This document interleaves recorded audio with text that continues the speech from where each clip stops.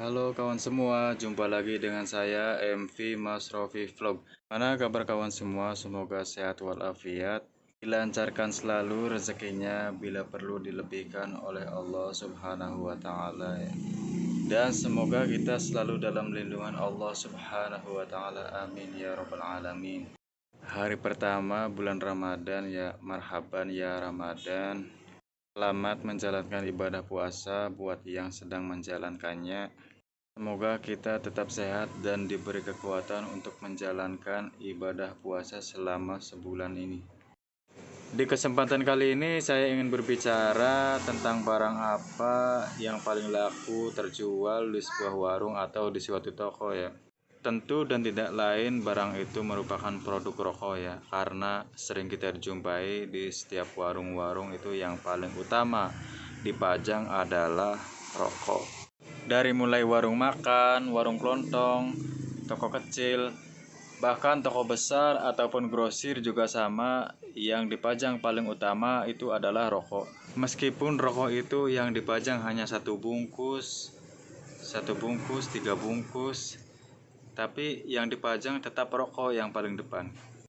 Karena di warung saya sendiri ya kemungkinan 90% itu customer membeli rokok.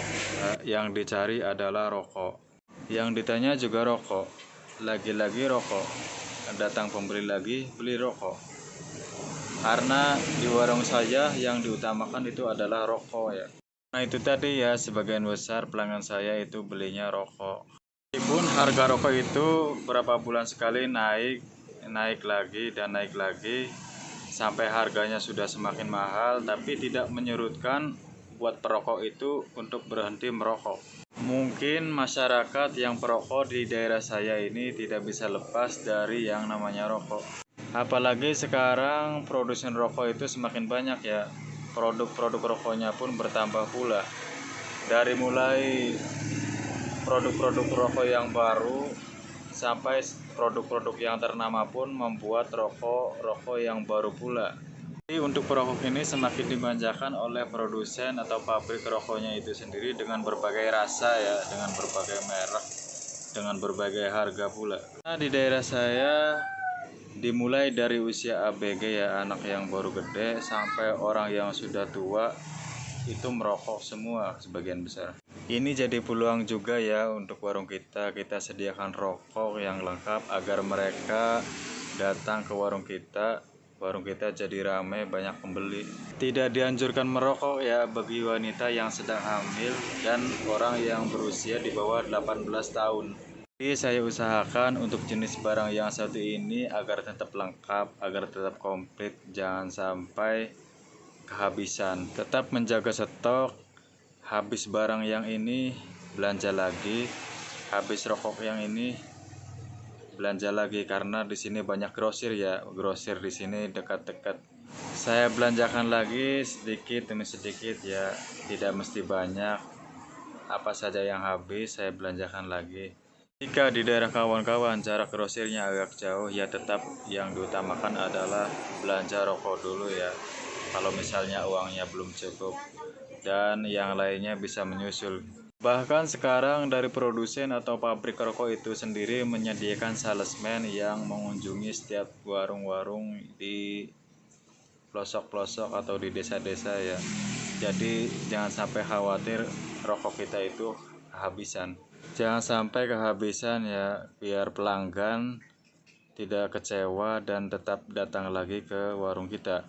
Jika salesman dari pabrik tidak kunjung datang ke warung kita, maka terpaksa kita harus datang ke grosir untuk belanja rokok yang sudah habis. Kebanyakan pelanggan saya itu membelinya ketengan atau batangan ya, karena di warung saya semua rokok itu diketeng atau diecer apabila rokok tersebut laku keras. Tapi apabila rokok itu susah terjual atau kurang laku, maka tidak akan saya keteng atau tidak akan saya jual eceran ya.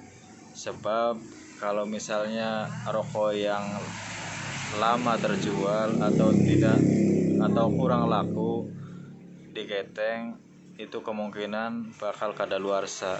Karena rokok juga ada expirednya ya, ada masa kadaluarsanya, sama seperti makanan juga. Jadi untuk rokok yang kurang laku tidak saya keteng, saya jual bungkusan saja. Keuntungan juga buat kita sebagai pedagang apabila kita mendapati suatu rokok yang sudah kadaluarsa atau expire ya, maka kita bisa mengembalikannya atau mereturnya ke pabrik yang memproduksinya. Asalkan rokok itu masih utuh ya, belum terbuka, masih ada segel dari pabrik, maka bila rokok itu sudah expire bisa diretur ke pabrik itu sendiri. Keuntungan lain ada juga ya dari produk-produk rokok ini. Kadang dari produk rokok ini mengadakan program jual cangkang, program pasang spanduk, program pajang rokok atau bungkus rokok ya. Sebagai saran saja agar kita tetap awet jualan rokok, jangan sampai kita menghutangkan rokok ini. Karena rokok ini sangat vital. Vital dalam arti rokok itu adalah barang dagangan yang paling utama. Jadi jangan sampai habis karena dihutang. Karena kalau sudah habis karena dihutang kan kita tidak ada modal lagi untuk mengadakan atau belanja rokok itu. Akibatnya warung kita tidak mempunyai daya tarik untuk mendatangkan pembeli atau customer ya. Karena apabila sebuah warung atau suatu toko tidak menjual rokok, maka warung tersebut atau toko itu tidak punya daya tarik untuk mendatangkan pembeli atau pengunjung. Meskipun sebagai daya tarik pembeli, tapi yang namanya rokok ini sudah modalnya besar, tapi untungnya cuma sedikit. Dan untuk pelanggan rokok harap dimengerti dan dimaklumi ya, apabila di sebuah warung atau di suatu toko itu tidak menghutangkan rokok. Ya karena itu tadi, rokok itu modalnya sangat besar tapi untungnya itu kecil. Tapi tidak sedikit juga ya yang jualan rokok itu tidak laku. Mungkin karena harganya kemahalan atau tidak bisa diketeng. Dan agar rokok bisa laris terjual, maka saran saya agar menjual rokok itu secara eceran ya, demi menjangkau orang yang tidak bisa membeli secara bungkusan. Dan supaya menjual rokok itu tidak terlalu mahal ya, karena orang di kampung itu akan memilih harga yang lebih murah. Karena selisih 100 perak, 200 perak, orang tetap akan memilih yang lebih murah. Kira-kira seperti itu ya bicara saya mengenai rokok sebagai magnet membeli atau warung jadi rame, banyak pengunjung, warung jadi laris. Jaga kesehatan kawan semua. Ingat rokok itu bisa menyebabkan kanker, gangguan kehamilan atau janin. Intinya rokok itu bisa membunuhmu. Terima kasih sudah menonton video saya. Kalau misalnya ada kesempatan kita bahas-bahas lagi. Terima kasih. Wassalamualaikum warahmatullahi wabarakatuh.